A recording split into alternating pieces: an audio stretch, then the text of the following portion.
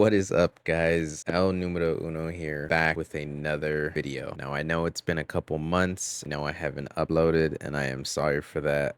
My life is very busy on the day-to-day, and that takes up time that I need to do things, and I prioritize that. So I apologize for not uploading, but we are back. I'm glad to be back. We have a lot to talk about in this video because this is the very first SummerSlam live from New Jersey that is going to be a 2-night event. Now, in this video, we're going to be talking about night one. Let's get into night one. We're going to start with things that I liked on the show, and then we're going to get into the things I didn't like on the show. We're going to force all that negativity, all that stuff we just didn't like, to the back end. Let's get to the good stuff first, okay? Guys, if you've been patient and you like these videos, please hit that like button, subscribe for more. But without further ado, let's get straight into the review.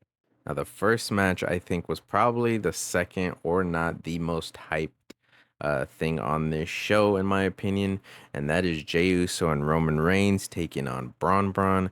Now, I thought this going into it was pretty damn good. I'm liking the presentation of Braun, especially when you had on Monday Night Raw stealing Roman Reigns' shoes. I mean, you just don't steal another man's shoes and get away with it. I mean, that's just damn near dirty. And I'm a man who likes to live dirty, okay? Now, this match had everything you wanted. It had all the flips, it had all of the hard-hitting moves. You had Braun looking great and dominant throughout the whole match, just jumping, spearing, splashing, all kinds of goodness. But in the end, you had Roman Reigns, and I think it was a really key part that really made this match a little bit more special, was Roman Reigns taking the spear from Braun Breaker, but he pushed Jey out of the way so Jey could capitalize and pick up the win for the team.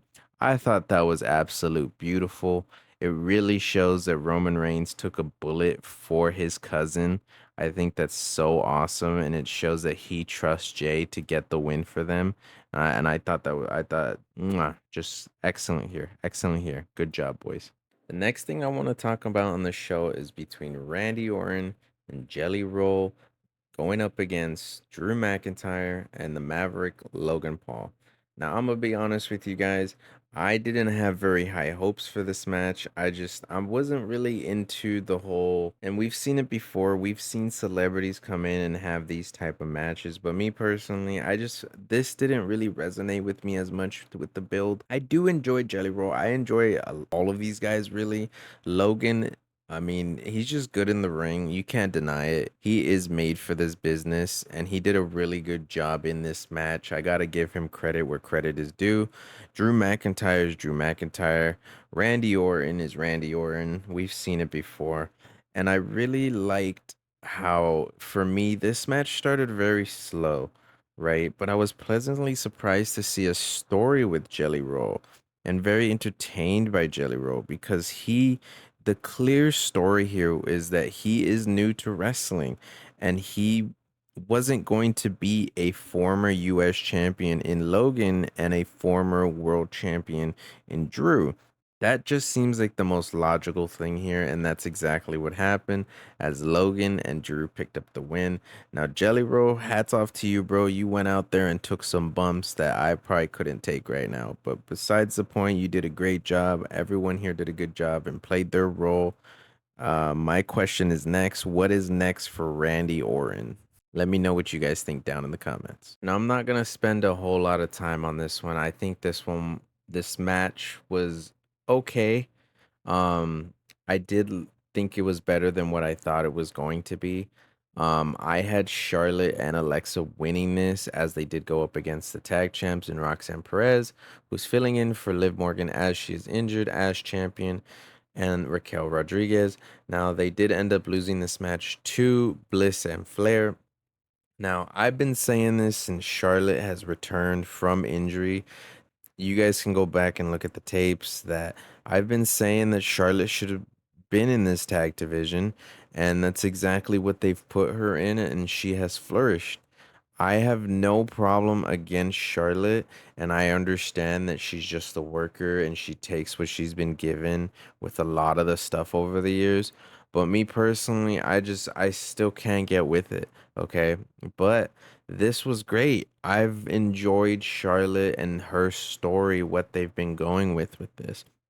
She's not acting like something different. This feels natural and it's playing out with Alexa. Can they coexist? You know, they do still both have their ifs and gripes about each other. Even in the match, Alexa hit Charlotte by accident.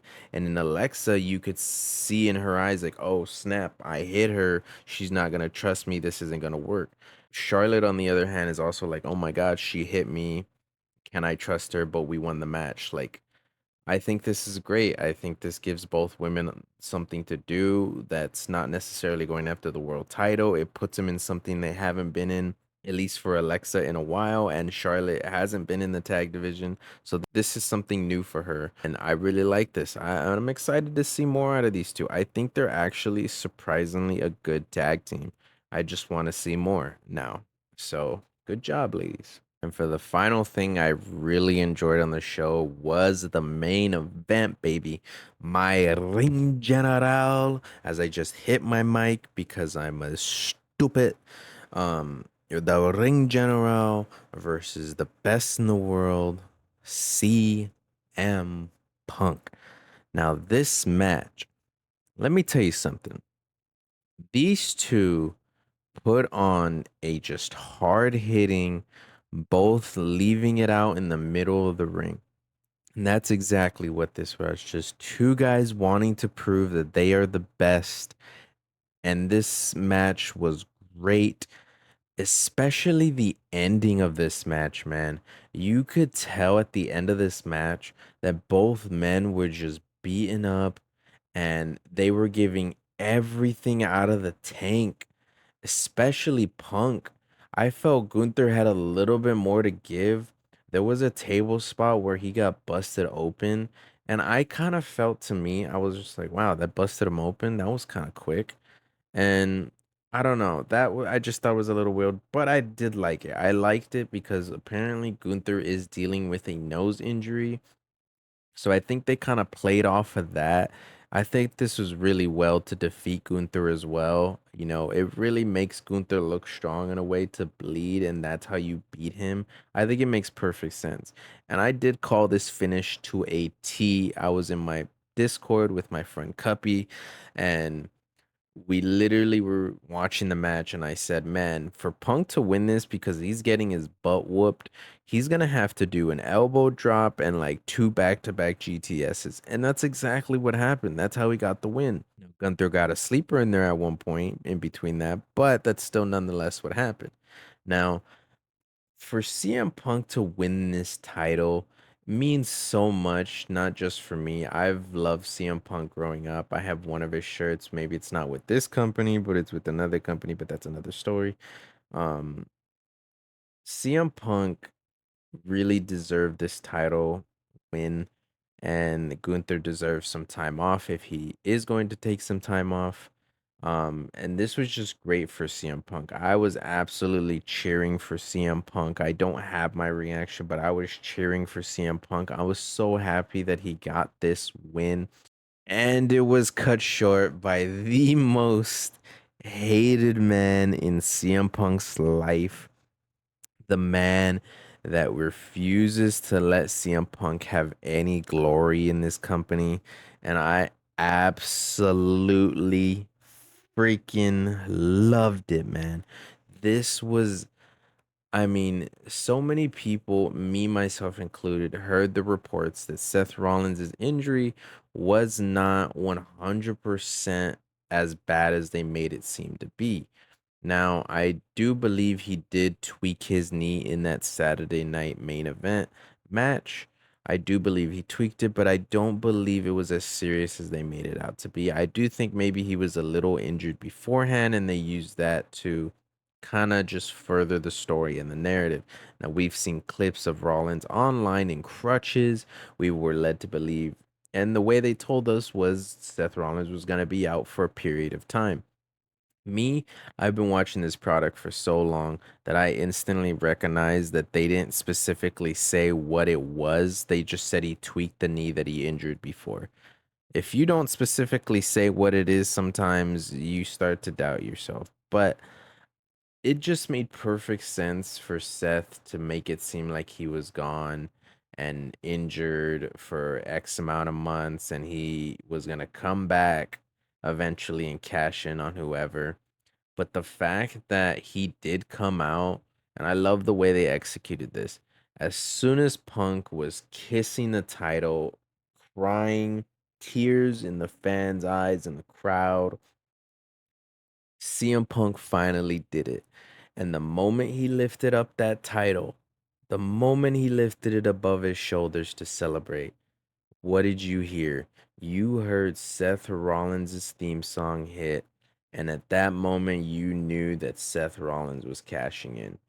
And I even for a second, I guarantee you, even I had my doubts for even just a split second. He came out in crutches and he says, "Hold that title while you can, Punk." And he proceeds to walk back to the locker room and backstage. But midway, he stops and he stands there and on point with his music. As soon as the burn it down goes, he drops the crutches, reveals that he is fully healed and ready to go. And he charged that ring, hit Punk with the briefcase a couple times, curve stomp, and you have a new world heavyweight champion. And man, some people are gonna say this was predictable as hell. CM Punk got screwed. Hey man, this is the nature of the business. Hey, get in line, brothers. CM Punk, you had your moment of glory. Now it's time to burn it down. Yeah. All right. Um, some things can be predictable, but in my opinion, I think they did a perfect job in hiding the realness of this injury, but also making it obvious. I feel in some ways, maybe more or less in other ways. I don't know. I was waiting for the Seth cash in. So even when I saw it coming, when it happened, I lost it. I was so happy. I thought it was so cool. And again, they executed this perfectly, man. Perfectly.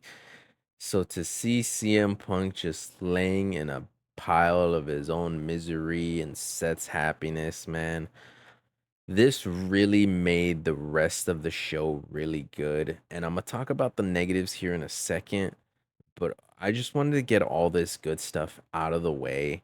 Um, you know what? I'm just gonna talk about it now. The Tiffany Stratton and Jade match just it felt too quick. I had Jade even winning. I had Jade winning from the very beginning. I thought she was gonna win, but she didn't. And I just went super fast. I don't know if this match got cut short. I don't know if plans originally changed. I really don't know.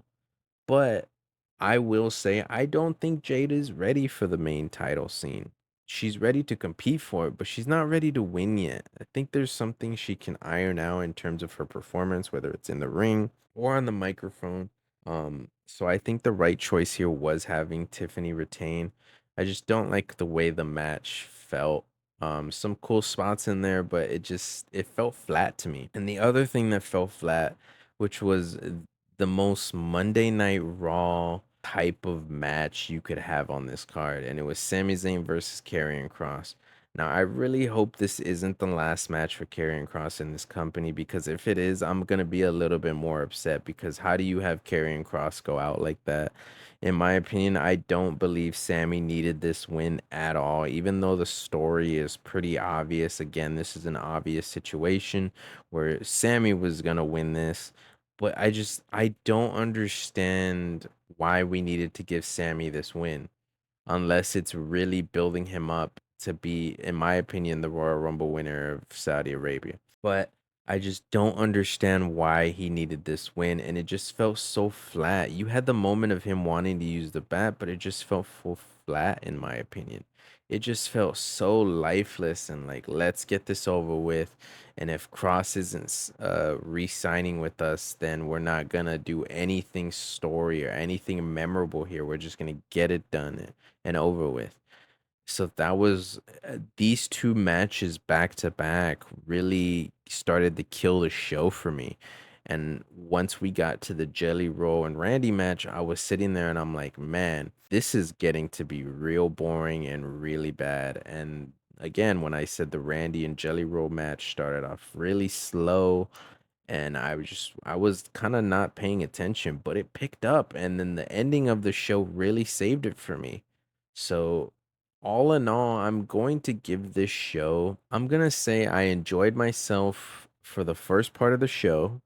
The middle part of the show is when it really lost me, but then the last two matches really picked it up. I thought this was a pretty decent pay-per-view for night one, but it wasn't all that great. You know what I mean? I think it was about the middle road. So I'm going to give this night one a 3.5. You know what? We're actually going to change the scaling system. We're going to go 3 out of 5 devil kisses, okay? But yeah, that was night one of SummerSlam, man. I'm really more excited for night two. We have so many good matches. But let me know what you guys thought of night one of SummerSlam in the comments. I'm really interested to know what you guys thought. I thought the show was all right. Again, I know it's been a while and I'm glad to be back. That's going to do it for this video. If you guys like this video, please don't be afraid to hit that like button. It's free. It shows that I'm doing something right. And if you would like to support the channel even more, follow me on all my socials, and I'll see you guys in the next one. Deuces.